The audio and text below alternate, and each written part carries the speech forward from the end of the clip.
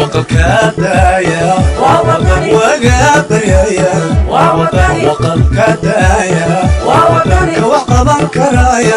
xisbiga mucaaradka ee wadani ayaa xaflad ballaaran oo soo dhaweyn hotel nasteex ee magaalada Burco ugu sameeyay taageerayaal ay hogaaminaya siyaasiyiin xilal ka hayay xukuumadda kana mid ahaa xisbiga kulmiye kuwaasi oo gabi ahaanba ka baxay xisbigaasi siyaasiyiintan oo ku abtirsada beelaha deegaan ahaan ka soo jeeda degmooyinka Beledhig Dhoqoshay iyo Xagale gobolka Togdheer ayaa waxa ka mid ahaa xogayihii hore ee gobolka Togdheer Cabdirasaaq Kayse gudoomiyihii hore ee degmada Dhoqoshay Maxamuud Xasan Saleebaan Doob siyaasi Cabdi Aadan iyo eegas xildhibaan Dr. Jaamac Axmed Rooble madashan ay soo buux dhaafiyeen taageerayaal la dhacsan siyaasadda xisbiga mucaaradka ee wadani kuna gaashaana astaanta xisbiga wadani u gaarka ayaa waxa ugu horeynba ka hadlay xubnaha miisaan kale ee ku soo biiray xisbigaasi wadani antibaaxaya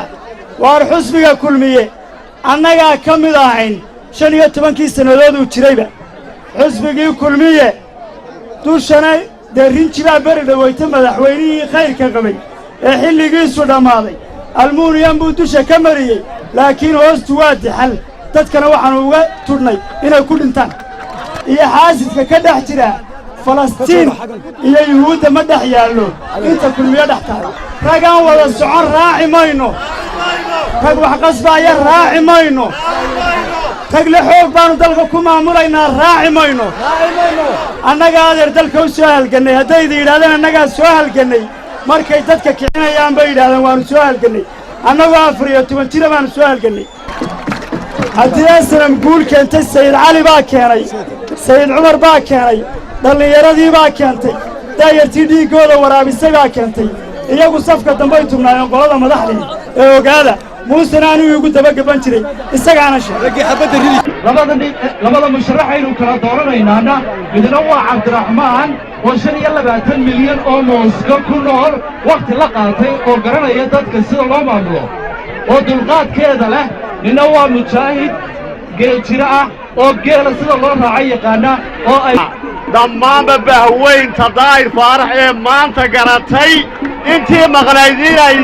ku soo biiraan xusbiga wadani waxaan leeyahay onkadka baxaya waa wadani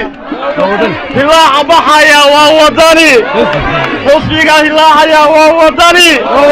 waar codkeenna yaynu siinaa maanta reerow wala waad aragtaa farabeel ma sheegaane faarax cabdilaahay ku soo dhawow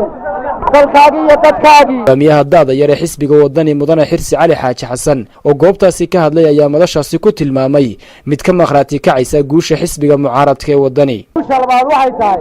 reerka caawaya beeshan halkaan ka soo jeedo ee abtiyaashay oo ahaan jiray